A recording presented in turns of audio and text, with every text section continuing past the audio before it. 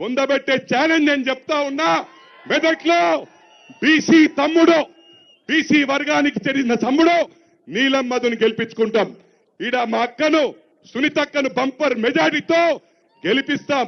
మొత్తం పార్లమెంటు మన ఇండియాలోనే అతిపెద్ద పార్లమెంటు 38 లక్షలు.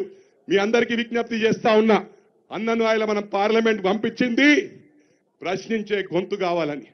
రాష్ట్రం అంతా తీసుకొచ్చి ఎన్ని కష్టాలు పడ్డాడో, ఎన్నిసార్లు జైలు పాలైండో మీరందరూ గమనించిండ్రు. ఇవాళ మనకు కాంగ్రెస్ పార్టీ ప్రభుత్వం పాన్ చేసిందంటే ఆ ఘనత మా గౌరవ ముఖ్యమంత్రి గారికి దక్కుతుందని చెప్పి సందర్భంగా మనం చేస్తూ, రేవంత్ అన్న నాయకత్వం, రేవంత్ అన్న నాయకత్వం, రేవంత్ అన్న నాయకత్వం, సునీతక్క నాయకత్వం, గణేష్ అన్న నాయకత్వం, మనందరి నాయకత్వం. జై కాంగ్రెస్. గౌరవనీయులు కంటోన్మెంట్ అభ్యర్థి శ్రీ గణేష్ గారు మాట్లాడతారు.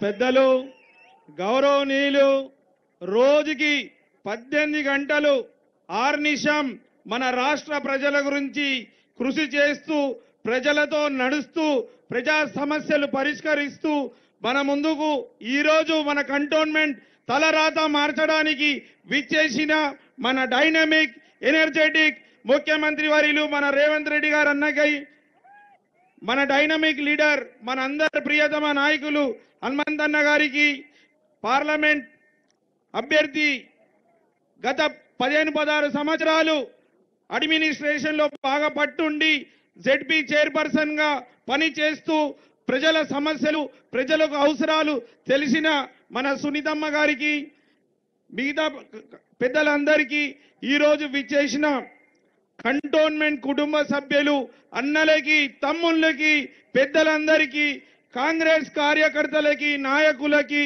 విచ్చేసిన రేవంత్ రెడ్డి అన్న గారి అభిమానులందరికీ హృదయపూర్వకంగా నమస్కారాలు. ఈరోజు మనమందరం చూస్తే రేవంత్ రెడ్డి అన్న గారి నాయకత్వం ముందున్న పరిస్థితి, ఇప్పుడున్న పరిస్థితి, గతంలో ఎన్నో సంవత్సరాల నుంచి మన ఈ దారిలో పోతూ కేసీఆర్ గారు ఫామ్ హౌస్ కి పోయినప్పుడు పదే చెప్పారు, స్కై ఓవర్లు కడతాం, ఫ్లై ఓవర్లు కడతాం, ఈ ట్రాఫిక్ సమస్యలు పరిష్కరిస్తాం, కంటోన్మెంట్ ప్రజలకి పట్టాలు ఇస్తాం, కంటోన్మెంట్ ప్రజలకి నీళ్ళు ఇస్తాం, కంటోన్మెంట్ ప్రజలకు అవసరమైన అన్ని కల్పిస్తా అని చెప్పి ఏ ఒక్క హామీ నెరవేర్చలేదు. కానీ మన ముఖ్యమంత్రి వర్యులు తల్లికి, ఢిల్లీకి రాజైనా తల్లికి బిడ్డలాగా, మన రాష్ట్రానికి ముఖ్యమంత్రి అయినా మన కంటోన్మెంట్ బిడ్డలాగా వారు వచ్చిన 100 రోజులనే మన ట్రాఫిక్ సమస్య పరిష్కరించడానికి ఎలివేటెడ్ కారిడార్ కి శంకుస్థాపన చేసి కేంద్రం ఒప్పించి తీసుకొచ్చిన ఘనత మన ముఖ్యమంత్రి గారిదే. మనందరి అదృష్టం ఈరోజు మన ఎంపీ గారే, మన ముఖ్యమంత్రి గారు. మన కంటోన్మెంట్ సమస్యలు తెలుసు, మన కంటోన్మెంట్ అవసరాలు తెలుసు, ప్రజలపై ఏమేమైతే ఆశిస్తున్నారో గత 30 సంవత్సరాల నుంచి ఇక్కడ పాలించిన వ్యక్తులు ఆ రోజు నుంచి ఈ రోజు వారికి చుట్టుముట్ట అన్ని డెవలప్మెంట్ అయినా కూడా మన కంటోన్మెంట్ గురించి పట్టించుకోలేదు, ఏ మాత్రం చేయలేదు. ఇప్పటికీ మనకు నీళ్ళ కష్టాలు అలానే ఉన్నాయి, పట్టాలు కష్టాలు అలానే ఉన్నాయి, మనకు డబుల్ బెడ్రూమ్లు ఇస్తా అని కూడా ఈయనగా మోసాలు చేశారు. ఈ కంటోన్మెంట్ నియోజకవర్గాన్ని దత్తకు తీసుకుంటున్నా చెప్పిన మన కేసీఆర్ గారు ఆ రోజు ఈ రోజు వారికి 100 సార్లు ఫామ్ హౌస్ పోయినా కూడా కంటోన్మెంట్ కాన్స్టిట్యున్సీ ప్రజలు ఏదైతే ఆశిస్తున్నారు ఇవ్వలేక అనేక ఇబ్బందులు ఉన్నారు. మన ముఖ్యమంత్రి గారు వచ్చినాక మన కష్టాలు తీరిపోతాయి, మన సమస్యలు లేకుండా ప్రతి ఒక్క సమస్య పరిష్కారం అయితే. రోజుకి అప్పుడు ఎవరు కూడా ముఖ్యమంత్రిని కలవకపోతుండే, మంత్రులు కూడా కలవడం కష్టం, ఎమ్మెల్యేలు కూడా కలవడం కష్టం. కానీ మన ముఖ్యమంత్రి గారు ప్రజల సమస్యలు తెలుసుకోవడానికి రోజుకి 1500 మందిని ప్రజలను కలిసి ప్రజల మంచి చెడు తెలుసుకుంటున్నారు.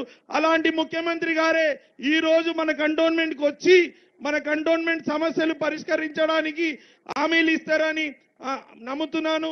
మీరందరి ఆశీర్వాదంతో మాకు అవకాశం ఇస్తే ఖచ్చితంగా రేవంత్ రెడ్డి అన్న గారు మన గురించి ఈ నీళ్ళ సమస్య పట్టాలు సమస్య ఎన్నో రోజుల నుంచి మా కంటోన్మెంట్ బోర్డుకు నిధులు లేకుండా అన్ని విధంగా ఇబ్బందుల పరిస్థితి. మాకు ఒక స్పెషల్ ప్యాకేజ్ ఇచ్చి మాకు జిహెచ్ఎంసీ మెర్జర్ కావాలని ఇక్కడ ఉన్న ప్రాంత కంటోన్మెంట్ ప్రజలందరూ కోరుతున్నారన్నా. ముఖ్యంగా మాకు బిల్డింగ్లు కట్టుకున్న పర్మిషన్లకు ఇబ్బంది, నీళ్ళకి ఇబ్బంది, ఎక్కడ చూసినా ఇబ్బంది. మమ్మల్ని సెకండ్ సిటిజన్ లెక్క చూస్తున్నారు. ఇక్కడ మన దగ్గర ఎవరు లేకుండే ఇప్పుడు నాకు సంతోషంగా ఉంది. ఎన్నో సంవత్సరాల నుంచి నేను సేవలు చేసిన, కాంగ్రెస్ పార్టీ నుంచి పోరాటాలు చేసిన, కానీ సరైన ప్లాట్ఫారం రాలే. ఇప్పుడు రేవంత్ అన్న గారు వచ్చినాక కాంగ్రెస్ పార్టీ నుంచి నాకు ఇక్కడ కాన్స్టిట్యున్సీ నుంచి పోటీ చేయడానికి అవకాశం రావడం, నా మీద నమ్మకం ప్రజలందరూ కోరుకుంటున్నారు. నాయకత్వంని ప్రజలందరూ ఆశీర్వాదిస్తున్నారని నాకు అవకాశం ఇచ్చారు. ఖచ్చితంగా అన్నా మా వాళ్ళందరూ ఈసారి కంటోన్మెంట్ కాన్స్టిట్యున్సీలో కాంగ్రెస్ జెండా ఎగరేస్తారా? కంటోన్మెంట్ కాన్స్టిట్యున్సీలో కాంగ్రెస్ జెండా ఎగరేస్తారా? రేవంత్ రెడ్డి అన్న గారికి హైయెస్ట్ మెజారిటీ ఇస్తారా? రేవంత్ రెడ్డి అన్న గారి నాయకత్వం, రేవంత్ రెడ్డి అన్న గారి నాయకత్వం. ధన్యవాదాలు. గౌరవనీయులు మల్కాజ్గిరి పార్లమెంట్ అభ్యర్థి సునీతారెడ్డి గారు మాట్లాడతారు.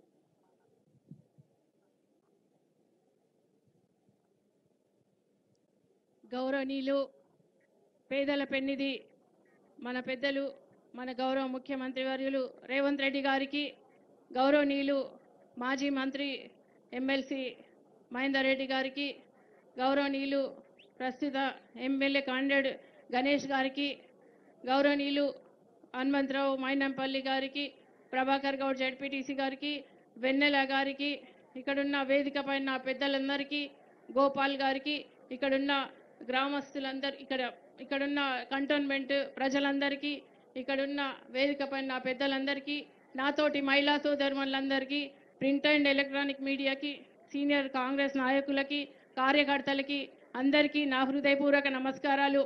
ఈరోజు మన రేవంత్ రెడ్డి అన్న మన కంటోన్మెంట్కి రావడం చాలా సంతోషం. ఇంత పెద్ద ఎత్తున మీరు ఆహ్వానం పలికినందుకు మీకు మనస్ఫూర్తిగా ధన్యవాదాలు.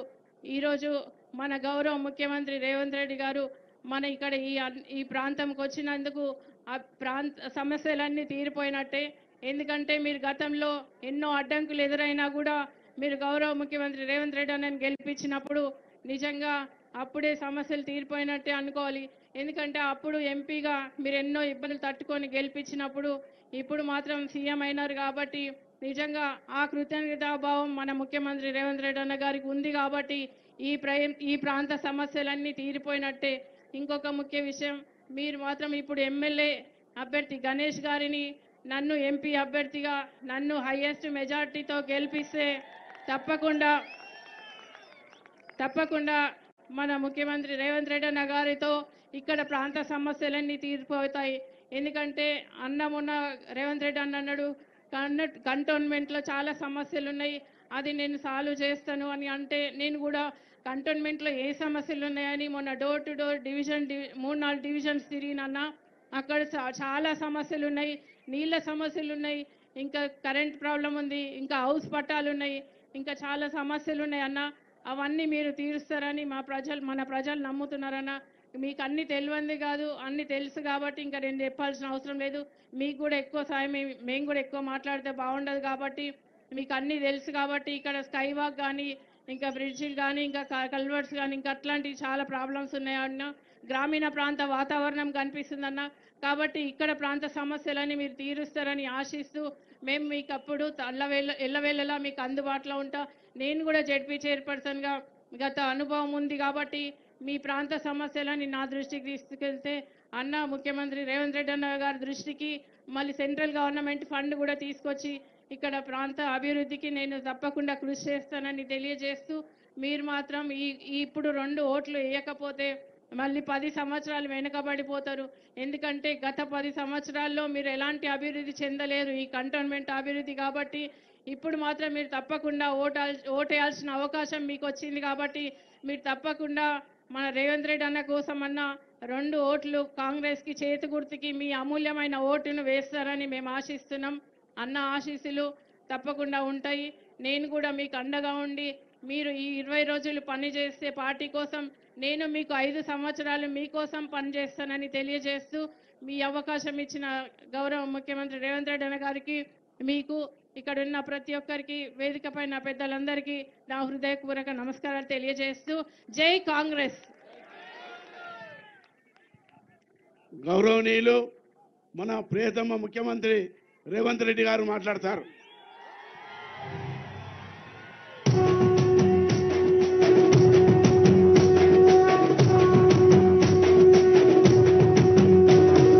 మూడు రంగుల జెండా బట్టి సింగమోలే కదిలినాడు ఒక్కరో కాంగ్రెస్ సూర్యుడు మన రేవంత్ అన్న నిగ్గదీసి అడిగే మునగాడు. వీడు భూమిన వానైతాడు, బీద సాదల ధైర్యం వీడు, దొంగ దొరల భరతం పడతాడు.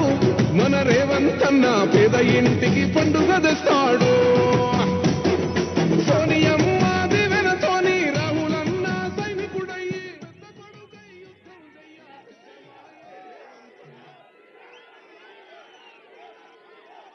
మిత్రులారా,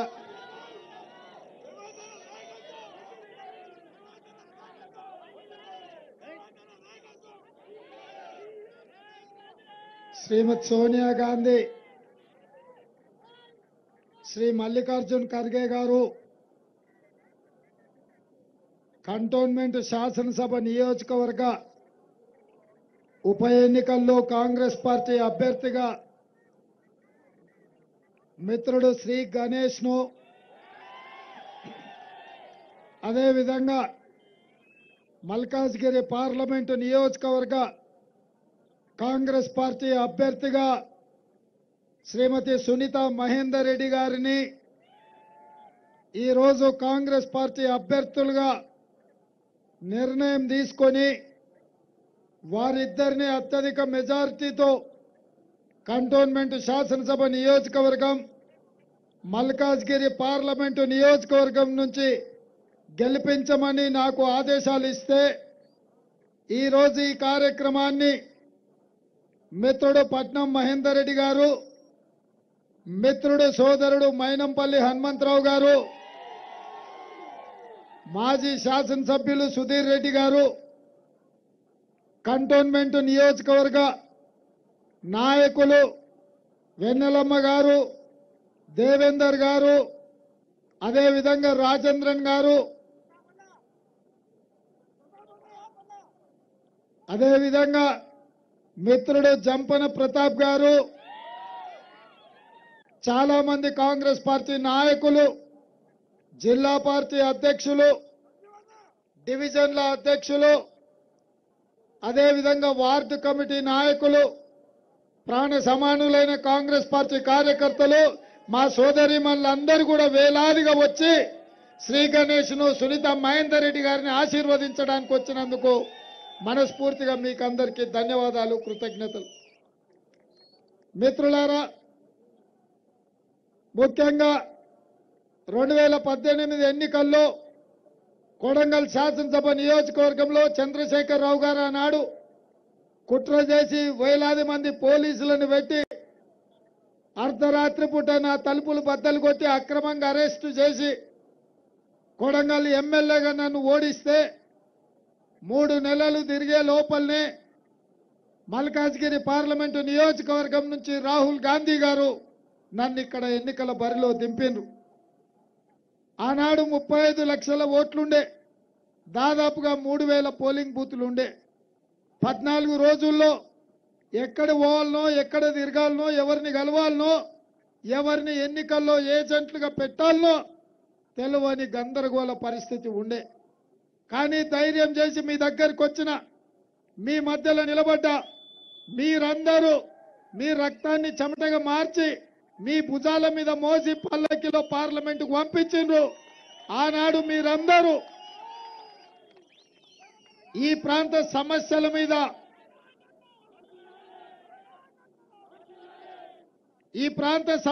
మీద ప్రశ్నించే గొంతుకై ప్రభుత్వాలను నిలదీస్తాడని ఆనాడు మీరు ఆదరించి అభిమానించి మీరు పార్లమెంటు సభ్యుడిగా ఎన్నుకున్నారు.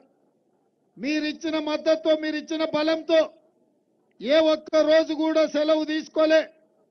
గల్లీ నుంచి ఢిల్లీ వరకు మన సమస్యల మీద కొట్లాడి మన ప్రాంత సమస్యల్ని ప్రశ్నించే గొంతుగా మారి అటు పార్లమెంటు నుంచి ఇటు రాష్ట్ర శాసనసభ వరకు ప్రతి అంశాల మీద మనం కొట్లాడినాం. ఈ పనితనాన్ని చూసి సోనియమ్మ కాంగ్రెస్ పార్టీ అధ్యక్షుడిగా చేసి తెలంగాణ రాష్ట్రంలో చంద్రశేఖరరావును ఓడించాలి, చంద్రశేఖరరావును ఓడిస్తేనే 4 కోట్ల తెలంగాణ ప్రజలకు మేలు జరుగుతుందని చెప్పి సోనియమ్మ నాకు చెప్పింది. ఆమె ఆశీర్వాదం తీసుకొని బయలుదేరి మొన్న డిసెంబర్లో ప్రజలందరూ అండగా నిలబడి ఆ ఎన్నికల్లో చంద్రశేఖరరావును తెలంగాణకు చేసిన అన్యాయాన్ని దృష్టిలో పెట్టుకొని డిసెంబర్ నాడు ఎన్నికల్లో చంద్రశేఖరరావును ఓడించిండ్రు, ఇందిరమ్మ రాజ్యాన్ని గెలిపించిండ్రు, ప్రజా పాలన తీసుకొచ్చిండ్రు. ఇవాళ కేసీఆర్ను ఓడించిండ్రు మీరు, కేసీఆర్ను ఫామ్ హౌస్కు పంపించిండ్రు మీరు. ఇవాళ కేసీఆర్ ఇక లేవ్వలేడు, కారు షెడ్డుకు పోయింది, కార్ఖానా నుంచి మళ్ళా వాపసు రాదు. కారు ఇంకా తూకానికి అమ్మాల్సిందే. ఇక తూకం కోసం పాత సామాన్లు గజ్వేల ఫామ్ హౌస్ చుట్టూతో తిరుగుతుర్రు, తూకానికి ఎంత అమ్ముతావని. అయినా సిగ్గు లేకుండా నిన్న మొన్న ఆయన బయలుదేరిండు బస్ వేసుకొని, కారు అనం చెడ్డదని చెప్పి బస్ వేసుకొని బయలుదేరిండు. నిన్న మిర్యాలగూడలో చూసినాం, సూర్యాపేటలో చూసినాం, భువనగిరిలో చూసినాం. ఆయన వ్యవహారం చూస్తుంటే తిక్కలోడు తిరణాలకు పోతానంట, ఎక్కనిక దిగనికనే సరిపోయిందంట, చేసిందేమి లేదంట. 10 ఏళ్ళు ప్రజల్ని నువ్వు పట్టించుకోలే, 10 ఏళ్ళు ప్రజల్ని ఫామ్ హౌస్లకు రానియలే. గద్దరన్న ప్రగతి భవన్ ముందుకెళ్ళి సమస్యలు చెప్తా అంటే ఎర్ర టెండల 4 గంటలు గేటు ముందల కూర్చోబెట్టిండు. గద్దరన్నను ప్రజా యుద్ధ నౌకను అవమానించిండు. ఆ పాపం తగిలి ఆ ఉసురు కొట్టుకొని ఇవాళ ప్రభుత్వం కూలిపోయింది.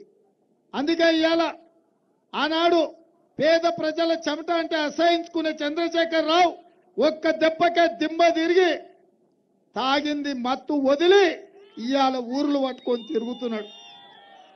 నువ్వు బస్సు యాత్ర కాదు, నువ్వు మోకాళ్ళ యాత్ర చేసిన, మోచేతుల యాత్ర చేసిన, తల కిందికి కాళ్ళు మీదికి చేసి తెలంగాణ నలుమూలలో తిరిగిన చంద్రశేఖరరావు ప్రజలు నిన్ను క్షమించరు. ఎందుకంటే నువ్వు చేసిన ద్రోహం అలాంటిది, నువ్వు చేసిన పాపం అలాంటిది. అంతెందుకు, ఇక్కడ మాజీ ఎమ్మెల్యే చనిపోయిన సాయన్న గారు మాకు మంచి మిత్రుడు, పాపం అనుకోకుంటే చచ్చిపోయిండు.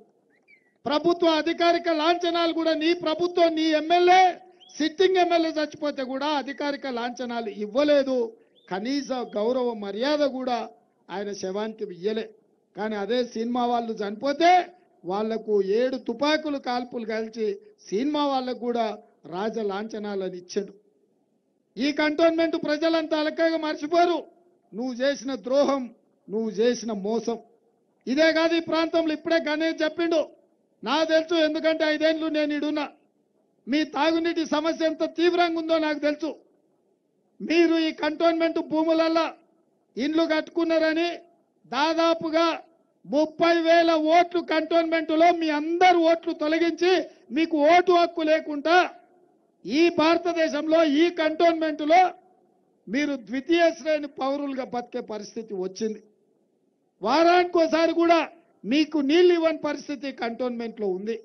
చీకటి పడితే మీ ఇంటికి మీరు పోవాలన్నా మిలిటరీలకు మీ ఐడి కార్డు చూపించాలి. మీ చుట్టాలు వచ్చిందంటే ఇక వాళ్ళకు నరకమే కనిపిస్తుంది. ఎక్కడికక్కడ రోడ్లు నిర్బంధించి ఇక్కడి ప్రజల్ని బీజేపీ ప్రభుత్వం, కేంద్ర ప్రభుత్వం ఇబ్బంది పెట్టింది. ఇవాళ మీరు ఇండ్ల అనుమతులు కట్టుకోవాలన్నా, చిన్న రిపేర్ చేయాలన్నా నెలలు సంవత్సరాల కొద్దీ తిరగాల్సిన పరిస్థితి ఉన్నది. పాపం చెంపన ప్రతాప్ అయితే తిరిగి తిరిగి చెప్పులు అరిగిపోయినాయి, కానీ మీ సమస్యల పరిష్కారం కోసం ఆయన తిప్పల పడ్డాడు.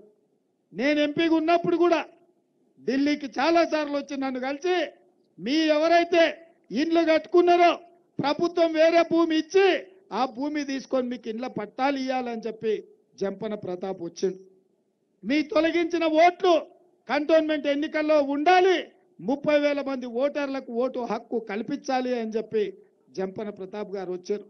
ఈడ ఉన్న స్కూళ్ళు మా మైనారిటీ సోదరులు 60-70 ఏళ్ళ స్కూళ్ళకు కూడా దారి లేకుండా మూతేసి వందలాది మంది పిల్లలు చదువుకునే కాడ స్కూళ్ళ కాడ కూడా దారి లేకుండా స్కూళ్లకు మూసేసే పరిస్థితి వచ్చింది. ఇక నీళ్ల గురించి ఇండ్ల సమస్యల గురించి నేను చెప్పాల్సిన పని లేదు. అదేవిధంగా అటు ఆదిలాబాదు కరీంనగర్ ఈ ప్రాంతాలు ఎక్కడికి పోవాలన్నా మీ ఎలివేట్ కారిడార్ ఇయ్యక ట్రాఫిక్ జామ్ అయిపోయి ఇవాళ కంటోన్మెంట్ అతలాకుతలమయ్యే పరిస్థితి వచ్చింది. పొద్దున బయలుదేరితే పిల్లల్ని బడిలు ఇచ్చిపెడతామంటే మధ్యాహ్నం అవుతుంది, మీరు చుట్టూ తిరుక్కొని వచ్చే వరకల్లా. రైల్వే అండర్ పాసులు కట్టలే, రైల్వే ఓవర్ బ్రిడ్జ్లు కట్టలే.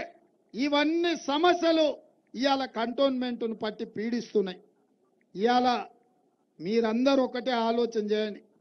ప్రభుత్వం మనది ఉన్నది, ఇందిరమ్మ రాజ్యం ఉన్నది, ప్రజాపాలన వచ్చింది. మీ తాగునీటి సమస్యను పరిష్కరించాలంటే కంటోన్మెంట్లో ఎమ్మెల్యేగా గణేష్ను గెలిపించండి. ఇవాళ మీ రోడ్ల సమస్యను పరిష్కరించాలి, కేంద్ర ప్రభుత్వం నుంచి అనుమతులు తీసుకురావాలంటే మా సునీత మహేందర్ రెడ్డి గారిని మీరు పార్లమెంట్ సభ్యురాలుగా గెలిపించండి. ఎందుకంటే ఇవాళ మీ రోడ్లు వేయాలన్నా, మీ తాగనిక నీళ్లు ఇవ్వాలన్నా ఈ కంటోన్మెంట్ను బోర్డు నుంచి ప్రజలు నివసించే ప్రాంతాన్ని జిహెచ్ఎంసీలో కలిపితేనే మీ సమస్యలకు శాశ్వత పరిష్కారం దొరుకుతుందన్న సంగతి నాకు తెలుసు. ఇవాళ మీ తాగనిక నీళ్లు ఉచితంగా హైదరాబాద్ నగరంలో ఎట్లొస్తున్నాయో మీకు అట్లా ఇవ్వాలి అని అంటే ఈ కంటోన్మెంట్ సివిల్ ఏరియాను మొత్తం జిహెచ్ఎంసీలో కలపాలి. ఇవాళ మీరు నీళ్ల పైసలు డబల్ కట్టాల్సి వస్తుంది. ఏదైనా చిన్నదో పెద్దదో 100 గజాలు 200 గజాలు కొనుక్కుంటే రాష్ట్రం అంతా ఒక్క ధర ఉంటే కంటోన్మెంటుల అధిక ధరలునే మీ రిజిస్ట్రేషన్స్. వీటన్నిటికీ కారణం కంటోన్మెంట్ ప్రాంతాన్ని జిహెచ్ఎంసీలో కలపాలి. మరి ఇవన్నీ సమస్యల్ని పరిష్కరించాలంటే ఇవాళ మీ చేతుల్లోనే ఉంది. మీరు గాడిద గడ్డేసి ఆవుకు పాలు విండితే రావు, గాడిద గడ్డి తినిపోతుంది, ఆవు ఎండిపోతుంది. అందుకే ఇవాళ ఓట్లు టీఆర్ఎస్ అనుకో బీజేపీ అనుకో వేసి సమస్యలు పరిష్కరించమని కాంగ్రెస్ వాళ్ళని అడిగితే అది సాధ్యం కాదు. అందుకే శ్రీ గణేష్ను ఎమ్మెల్యేగా సునీత మహేందర్ రెడ్డి గారిని ఎంపీగా గెలిపించండి. మీ సోదరుడిగా, మీ నాయకుడిగా, మీ సమస్యలు తెలిసిన వాడిగా వీటిని పరిష్కరించే బాధ్యత నేను తీసుకుంటా. ఎందుకంటే నాకు సందు గల్లీ తెలుసు. కంటోన్మెంట్ ప్రాంతం 5 ఏళ్లు ఎంపీగా ఈ ప్రాంతంలో తిరిగిన డిఫెన్స్ మంత్రుల నుంచి మొదలు పెడితే కంటోన్మెంట్ CEO వరకు మీకోసం కొట్లాడిన. ఇవాళ మీ ప్రాంతానికి ఆసుపత్రి కూడా మూత పడితే నేనే ఆర్మీ ఏరియాల కోవిడ్ అప్పుడు వచ్చి 5 కోట్ల రూపాయలు సొంతంగా ఖర్చు పెట్టి అంబులెన్సులు పెట్టి హాస్పిటల్ తెరిపించిన. బొల్లారం హాస్పిటల్ తప్ప ఈ ప్రాంతంలో మనకు ఆసుపత్రి లేని సమస్య. అందుకే అల్వాల్లో ఉన్న నిర్మాణంలో ఉన్న ఆసుపత్రిని ఎంబడి పడి మా హనుమంతన్న అర్జెంటుగా అది పూర్తి చేయాలంటే కావాల్సిన నిధులు ఇచ్చి ఇవాళ ఆసుపత్రిని పూర్తి చేసే ప్రయత్నం చేస్తున్నా. డబుల్ బెడ్రూమ్ ఇల్లు ఇస్తా అని మోసం చేసిండు మిమ్మల్ని కేసీఆర్. ఇవాళ అందుకే మా అక్కలు వచ్చిండ్రు, జరసేపు మా అక్కల గురించి నేను మాట్లాడదలుచుకున్నా. అక్క, ఎన్నడన్నా మీరు బస్సులో టికెట్ లేకుండా ఎప్పుడైనా ప్రయాణం చేసిర్రా? ఇప్పుడైతే చేస్తున్నారు కదా. కాంగ్రెస్ వచ్చినాక ఇవాళ అమ్మగారింటికి పోయినా, అత్తగారింటికి పోయినా, యాదగిరి గుట్టకు పోయి మనం దైవ దర్శనం చేసుకున్న బస్సులు ఒక్క పైసా లేకుండా పోతురు కదా అక్క. ఇది ఇందిరమ్మ రాజ్యంలో మనం ఇచ్చింది కాదా? ఇవాళ పేదోళ్ళ ఇళ్లకు మీకు వ్యవసాయ భూములు లేవు, ఉచిత కరెంటు లేదు. నా పాదయాత్రలు వచ్చి పేదోళ్ళు అడిగారు, సార్ భూములు ఉన్న వాళ్ళకే ఉచిత కరెంటు ఇస్తే మా కథ ఏంది చెప్పు అని. అందుకే ఆలోచన చేసి పేదోళ్ళ ఇంటి కరెంటు 1000-2000 వస్తుంటే పేదల ఇండ్లకు 200 యూనిట్లు జీరో బిల్లు ద్వారా మా అక్కల కష్టం, మా అక్కల రెక్కల కష్టం పిల్లల చదువులకు ఉండాలని ఇవాళ 200 యూనిట్లు ఉచితంగా వాళ్లకు కరెంటు బిల్లులు మనము అమలు చేస్తున్నాం. ఇదే కాదు, ఇల్లు అనేది జీవితకాలము ఆలోచన, జీవితకాలము ఇల్లు కట్టుకోవాలని కోరుకుంటుంది. అందుకే 10 ఏళ్లు నరేంద్ర మోడీ కేసీఆర్ మోసం చేసిండు. ఇవాళ ప్రతి పేదవాడికి నియోజకవర్గానికి 3500 ఇండ్లు, రాష్ట్రంలో 4,50,000 ఇండ్లు 22,500 కోట్ల రూపాయలతోటి పేదోళ్లకు ఉచితంగా ఇండ్లు కట్టియాలనుకున్నాం. ఇవాళ కంటోన్మెంట్ పేదోళ్లకు ఇండ్లు ఇవ్వాలంటే ఇక్కడ మీరు ఎమ్మెల్యే ఎంపీని మీరు గెలిపించుకోవాలి. ఇవాళ ఇదే కాదు, సిలిండర్ అక్క సిలిండరు గతంలో 1200 కొన్నాం, అవునా? ఆ ఎల్ల సోనియమ్మ కట్టెలపై కష్టాలు తీరవనికి దీపం పథకం తీసుకొచ్చి గ్యాస్ పొయ్యి సిలిండర్ ఇచ్చి 400 రూపాయలకి అలా కాంగ్రెస్ ప్రభుత్వంలో మీకు సిలిండర్ ఉండే. కానీ ఇక్కడ ముఖ్యమంత్రిగా కేసీఆర్, ప్రధానమంత్రిగా నరేంద్ర మోడీ వచ్చినాక మా అక్కల దగ్గరికి వెళ్ళి గల్లపెట్టెల నుంచి పోపుల డబ్బా నుంచి 1200 రూపాయలు గుంజుకొని మిమ్మల్ని నిండా ముంచి ఆడబిడ్డల ఉసురు కొట్టుకున్నారు బీజేపీ వాళ్ళు, బీఆర్ఎస్ వాళ్ళు. అందుకే ఇవాళ మా ఆడబిడ్డల కన్నీళ్లు తీరవాలని, కట్టెలపై కష్టాలు తీర్చాలని 500 రూపాయలకే ఇవాళ మా అక్కలకు మా ఆడబిడ్డలకు ఉచితంగా సిలిండర్ ఇస్తున్నాం. 500 రూపాయలకు సిలిండర్ ఇస్తే మా అక్కలకు ఎంతో సాయం అవుతుంది. ఆ మిగిలిన పైసలు పిల్లల చదువులకు ఉపయోగపడతాయి. ఇట్లా ఒక్కొక్క పని ఆర్టీసీ బస్సు కావచ్చు, రాజీవ్ ఆరోగ్యశ్రీలో 10 లక్షల రూపాయలు కావచ్చు, 500 రూపాయలకే సిలిండర్ కావచ్చు, 200 యూనిట్లు ఉచిత కరెంటు కావచ్చు, ఇందిరమ్మ ఇండ్లు 5 లక్షల రూపాయలు ఉచితంగా కావచ్చు, 3 నెలల 30,000 ఉద్యోగాలు నిరుద్యోగుల యువకులకు ఇచ్చే విషయం కావచ్చు. నేను ముఖ్యమంత్రి అయిన ఎంబడే ఢిల్లీకి పోయి ఈ ప్రాంత రోడ్ల సమస్య మీద ఎలివేటెడ్ కారిడార్లకు అనుమతి తెచ్చి మనము ప్రారంభోత్సవం చేసుకున్నాం. తొందరలోనే మీ ట్రాఫిక్ సమస్యను తీర్చే పని ఇవాళ మనం తీసుకున్నాం. మరి ఇన్ని పనులు 4 నెలల్లోనే మనం చేసుకున్నాం. మరి కాంగ్రెస్ను ఓడగొట్టమని కేసీఆర్, నరేంద్ర మోడీ అంటారు. 10 ఏళ్ళు వాళ్ళు ఏం చేసిండ్రో అడుగుండ్రి. వస్తే కూసబెట్టుర్రి, మంచినీళ్ళు ఇయ్యండ్రి, సలాకి ఎర్రగా కాల్చి వాతలు పెట్టుర్రి. అక్కలారా 10 ఏళ్ళు ఒకడు ముఖ్యమంత్రి ఉన్నాడు, 10 ఏళ్ళు ఇంకొక ఆయన ప్రధానమంత్రిగా ఉన్నాడు. ఒక్కరోజు కూడా కంటోన్మెంట్లో మన కష్టాలు చూడడానికి రాలే. 4 నెలల్లో ఇన్ని మంచి పనులు చేస్తే ఇవాళ కాంగ్రెస్ను ఓడగొట్టాలని బయలుదేరి. అందుకే మీరు ఆలోచన చేయండి, రాబోయే 10 ఏళ్ళు మనమే అధికారంలో ఉంటాం. మన సమస్యల్ని పరిష్కరించుకునే శక్తి మన చేతిలో ఉంది. మన ఓటు మనం వేసుకుంటే మీ సమస్యలు పరిష్కారం అవుతాయి. అందుకే కంటోన్మెంటులో ఇటు శ్రీ గణేష్కు కానీ అక్క కానీ 25,000 మెజారిటీ ఈ ఒక్క అసెంబ్లీ నుంచే రావాలి. సునీతక్కను 1,00,000 మెజారిటీతోని పార్లమెంట్లో గెలిపించండి. ఎందుకంటే పోయినసారి నేను ఎంపీని, మీరు గెలిపిస్తేనే గెలిచిన. ఈసారి నా స్థానంలో మా అక్కని ఇక్కడ నిలబెట్టినాం. అక్కకేసే ప్రతి ఓటు నాకేసినట్టే, ఈ రాష్ట్ర ముఖ్యమంత్రికి వేసినట్టే. సునీత మహేందర్ రెడ్డి గెలిస్తే ఆ గెలుపు మీ రేవంత్ అన్న గెలిచినట్టే.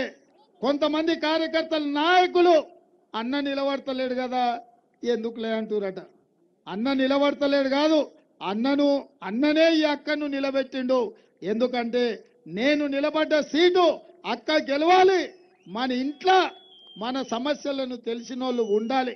ఆమె 15 ఏళ్ళు జిల్లా పరిషత్ చైర్పర్సన్గా ఈ ఉమ్మడి రంగారెడ్డి జిల్లాల అందరి సమస్యలు తెలుసు. అందరికీ కావలసినక్క ఎవ్వరు పోయినా ఎప్పుడు పోయినా ఏం అడిగినా కాదనుకుంటే సాయం చేసే శక్తి సునీతమ్మకు ఉన్నది. అందుకే మా అక్కలకు నేను మాట చెప్పదలుచుకున్నా, ఆడబిడ్డకు టికెట్ ఇచ్చినప్పుడు మీరు గెలిపించుకోకపోతే రేపు పొద్దుగాల ఏ అవకాశం రాదు. ఆడోళ్ళకి ఇస్తే గెలవరా, ఎందుకు ఇవ్వాలి అంటారు. మరి ఇవాళ మీరు ఆలోచన చేసుకోరు. రేపు మన ఇంట్లో మన ఆడబిడ్డలకు మళ్ళా రాజకీయంగా అవకాశం రావాలి అని అంటే ఈ ఆడబిడ్డను మీరు గెలిపించాలి. మీ ఓటు మీరు వేసుకుంటే చాలమ్మా, వీళ్ళు ఎక్కడన్నా తిరగబోని వీళ్ళతో ఎందుకు, మీరు అనుకుంటే చాలు. మీ అక్కలు అందరు మా అక్కలు అనుకుంటే మీ ఆడబిడ్డల ఓటు మీ ఆడబిడ్డకి వేసుకుంటే వీళ్ళు వేసినా ఒకటే, వేయకున్నా ఒకటే. అవునా? మీరు ఎవ్వరు చెప్పకండి, ఇంటి ఆయన ఏం చెప్పినా తలకాయ లోపలికి పోయి మాత్రం చేతి గుర్తుకు ఓటేయాలి. ఎందుకంటే ఆయన ఏమన్నా చూడొచ్చిండా, చెప్పింది వినేదే కదా. ఆయన చెప్పింది మీరు వినండి, మీరు చెప్పింది ఆయన వింటాడు. ఓటు మాత్రం చేతి గుర్తుకు అక్కకేయాలి. ఎందుకంటే మన సిలిండర్ 500కే రావాలి, మన ఆర్టీసీ బస్సు ఉచితంగా ప్రయాణం చేయాలి, మన 200 యూనిట్లు జీరో బిల్లు మన ఇంటికి రావాలి, మన ఇందిరమ్మ ఇల్లు మనకు రావాలి. ఆరోగ్యం బాగలేకపోతే 10 లక్షల రూపాయలు వైద్యం మీ చేతికి అందాలి. మీ రోడ్లు పరిష్కారం కావాలి, శాశ్వతంగా మీ నీళ్ల సమస్య ఇప్పుడు వారానికి ఒకసారి వస్తుంది, మీకు రెగ్యులర్గా మీకు నీళ్లు రావాలి తాగనికంటే ఇవాళ ఈ ప్రాంతంలో గెలవాలి. ఇక బీజేపీ వాళ్ళు చేసింది చెప్పుకోనికి ఏం లేదు. కేసీఆర్ అయితే సచ్చిన పామే, కేసీఆర్ కోసం మాట్లాడేది లేదు, కేసీఆర్ కోట్లు వేసేది లేదు. ఆయన కథ కంచికి పోయింది, ఆయన బస్సు ఎక్కి తీర్థయాత్రలు పోయింది. ఆయన అక్కడి నుంచి అక్కడనే శంకరగిరి మాన్యాలు పోతాడు. ఇక బీజేపీ వాళ్ళు తయారైనరు. ఎంతసేపు ఉన్నా మా నీళ్ళు ఏవా అంటే మేము గుడి కట్టినాం కదా అంటారు, మా రోడ్ ఏదా అంటే జై శ్రీరామ్ అంటారు, మా కరెంట్ ఏదా అంటే జై హనుమాన్ అంటారు. అయ్యా మా తాతలు ముత్తాతలు వాళ్ళ తాతలు తండ్రులు కూడా మేము దేవుళ్ళకు మొక్కినోళ్ళమే. ఈ శ్రీరాముడు హనుమంతుడే కాదు, పోసమ్మ, ఎల్లమ్మ, మైసమ్మ, దుర్గమ్మ, మాంకాళి జాతరలు మేము చేసినోళ్ళమే, బోనాల పండుగలు బతుకమ్మలు ఆడినోళ్ళమే. మీరు వచ్చి మాకు దేవుళ్ళ గురించి చెప్తారా? గుడ్డు వచ్చి అంటే కోడిని ఎక్కిరిచ్చిందంట, నీ సంగతి ఏందని? కోడి గుడ్డు పెట్టకుండా గుడ్డు వస్తుందా? ఇవాళ మాకు చదువు నేర్పుతారు. అందుకే బీజేపీలకు ఒక మాట చెప్పదలుచుకున్నా, దేవుడు గుడిలో ఉండాలి, భక్తి గుండెల్లో ఉండాలి. దేవుడు గుడిలో ఉండాలి, భక్తి గుండెల్లో ఉండాలి. రోడ్ల మీద వీధులెంబడి దేవుని పేరు చెప్పి బిచ్చమడుకునే పరిస్థితి బీజేపీ వాళ్ళు ఉండకూడదు. అప్పుడప్పుడు మనకు సిగ్నల్ల కాడ జరుగుతారు, ఖాళీ ప్లేట్ల దేవుని బొమ్మ పెట్టి బిచ్చమడుకునేటోళ్ళు ఉంటారు, చూసినామా? అప్పుడప్పుడు సాయిబాబాది ఇలా బొమ్మలు పెట్టి మనకు అక్కడక్కడ బస్ స్టాండ్ కాడనో లేకపోతే సిగ్నల్ కాడనో మనల్ని అడుక్కునేటోళ్ళు వస్తారు. బీజేపీ వాళ్ళు కూడా గట్ల దేవుని చూపించి ఓట్లు అడుక్కుంటున్నారు. ఇది మంచిదా అని నేను అడుగుతున్నా. సాధనైతే మీరు చేసింది చెప్పుకోండి, ఏం తెచ్చిండో చెప్పండి, మోడీ ఏమి ఇచ్చిండో చెప్పండి. మోడీ ఏమి ఇయ్యలేదు, మా అక్క చెల్లెళ్ళకి అన్యాయం చేసిండు, ఇయ్యాలి, ఇంకా అదంతా అయిపోయింది. ఇక రిజర్వేషన్లు రద్దు చేస్తామని రిజర్వేషన్లు ఎంబడి అంటాడు. మా ఎస్సీ ఎస్టీ రిజర్వేషన్లు డాక్టర్ బాబాసాహెబ్ అంబేద్కర్ ఆయల్లా కాంగ్రెస్ పార్టీ ఇస్తే ఇవాళ ఎస్సీ ఎస్టీ రిజర్వేషన్లతో ఐఏఎస్లు, ఐపీఎస్లు, డాక్టర్లు, లాయర్లు, ఇంజనీర్లు అయి ఈ దేశ అభివృద్ధిలో మా దళితులు, గిరిజనులు భాగస్వాములు అయిపోయినారు. ఇవాళ ఓబీసీలకు కూడా ఇవ్వాలని, ఓబీసీ జనాభా లెక్కలు కట్టి వాళ్ళకు కూడా రిజర్వేషన్లు ఇవ్వాలని మా మైనారిటీ సోదరులకు కాంగ్రెస్ పార్టీ రిజర్వేషన్ ఇచ్చింది. నిన్న మధ్యప్రదేశ్లో నరేంద్ర మోడీ చెప్తున్నాడు, మాకు 400 సీట్లు ఇవ్వండి, ఇస్తే దేశంలో రిజర్వేషన్లు అన్ని రద్దు చేస్తామని. ఇవాళ సిద్దిపేటలో అమిత్ షా చెప్తున్నాడు, మేము రిజర్వేషన్లు రద్దు చేస్తామని. నేను అడుగుతున్న నరేంద్ర మోడీ గారిని, అమిత్ షా గారిని, ఏం అన్యాయం చేసిరి దళితులు, గిరిజనులు, ఓబీసీలు, మైనారిటీలు? వాళ్ళకి ఇచ్చిన రిజర్వేషన్లు రద్దు చేస్తామంటారు. అందుకే ఇవాళ చదువుకున్న యువకులందరికీ నేను చెప్పదలుచుకున్నా, వాళ్ళు 370 ఆర్టికల్ కావచ్చు, ట్రిపుల్ తలాక్ కావచ్చు, యూనిఫామ్ సివిల్ కోడ్ కావచ్చు, సిటిజన్ అమెండ్మెంట్ యాక్ట్ కావచ్చు, జిఎస్టీ కావచ్చు, నోట్ల రద్దు కావచ్చు, రైతు వ్యతిరేక నల్ల చట్టాలు కావచ్చు, మీరు 300 సీట్లు ఇస్తే ఒక్క దెబ్బకే అవన్నీ రద్దు చేసిరు. ఈసారి 400 సీట్లు ఇస్తే ఈ దేశంలో రిజర్వేషన్లనే ఉంచరు, మొత్తం రిజర్వేషన్లను ఎత్తేసి దళితులను, గిరిజనులను, బలైన వర్గాలను, మైనార్టీలను దొంగ దెబ్బతీయనికే ఇవాళ బీజేపీ వాళ్ళు తయారైన. అందుకే మీకు విజ్ఞప్తి చేస్తున్నా, మీడియా మిత్రులారా రాయండి, ఇవాళ రిజర్వేషన్లు రద్దు చేసి రాజ్యాంగాన్ని మార్చాలని బీజేపీ కుట్ర చేస్తుంది. ఆ కుట్రను తిప్పి కొట్టాలంటే బీజేపీని బొంద పెట్టాలి, మల్కాజ్గిరిలో కాంగ్రెస్ పార్టీని గెలిపించాలి. ఇవాళ నేను అడుగుతున్న ఈటెల రాజేందర్ను, మీ అధ్యక్షుడు, మీ ప్రధానమంత్రి, మీ హోంమంత్రి పేదోళ్ళ రిజర్వేషన్లు రద్దు చేస్తామంటున్నారు. ఈ రిజర్వేషన్ల రద్దుకు మీరు అనుకూలమా, వ్యతిరేకమా చెప్పండి. ఈటెల రాజేందర్ గారు, మా రిజర్వేషన్లు పోగొట్టుకోనికే నీకు ఓటు వేయాలనా? మా అధికారాన్ని దెబ్బతీయడానికి ఇవాళ అది బీజేపీ అంటే భారతీయ జనతా పార్టీ కాదు, అది బ్రిటిష్ జనతా పార్టీ. ఎందుకంటే ఈస్ట్ ఇండియా కంపెనీ కూడా సూరత్ నుంచే వచ్చింది, గుజరాత్ నుంచి. ఇవాళ అమిత్ షా, నరేంద్ర మోడీ కూడా గుజరాత్లో ఉంచే వచ్చారు. ఆయల్లా ఈస్ట్ ఇండియా కంపెనీ సముద్రం పక్కన సంసారం పెట్టి దేశాన్ని అంతా ఆక్రమించుకున్నారు. ఇవాళ ఈ గుజరాత్ వాళ్ళు కూడా నరేంద్ర మోడీ, అమిత్ షా ఇద్దరు ఇవాళ ఈ దేశాన్ని ఆక్రమించుకొని ఉన్న రిజర్వేషన్లను రద్దు చేయాలని చూస్తున్నారు. మిత్రులారా, అప్రమత్తంగా ఉండండి. ఆలోచన చేసి ఓటు వేయండి. ఇవాళ కాంగ్రెస్ అండగా నిలబడితే ఎస్సీ ఎస్టీ రిజర్వేషన్లతో పాటు ఓబీసీలకు రిజర్వేషన్లు కల్పించి వాళ్ళ హక్కు ప్రకారం వాళ్ళకు నిధులు ఇచ్చి ఈ దేశంలో అభివృద్ధిలో మిమ్మల్ని భాగస్వామ్యం చేసే బాధ్యత కాంగ్రెస్ పార్టీ తీసుకుంటుంది.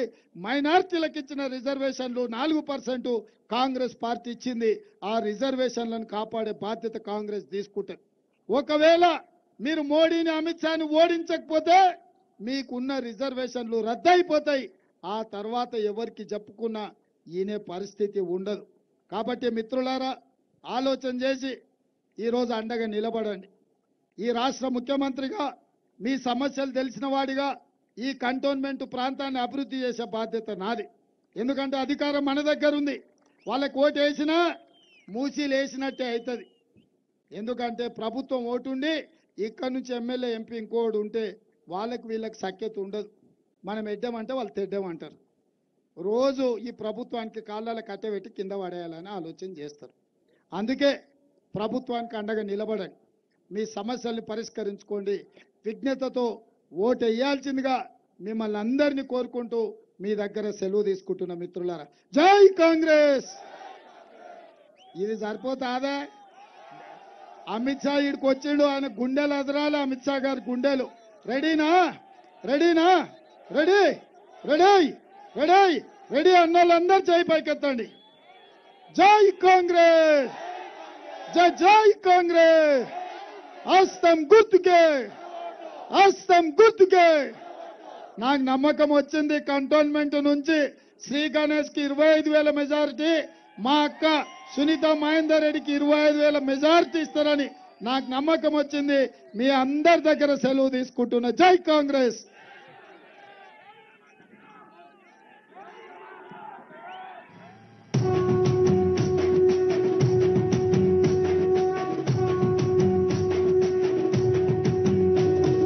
మూడు రంగుల జెండా బట్టి సింగమోలే కదిలినాడు ఒక్కరో కాంగ్రెస్ సూర్యుడు. మన రేవంత్ అన్న నిగ్గదీసి అడిగే మునగాడు. విడు భూమిన వానైతాడు, బీద సాదల ధైర్యం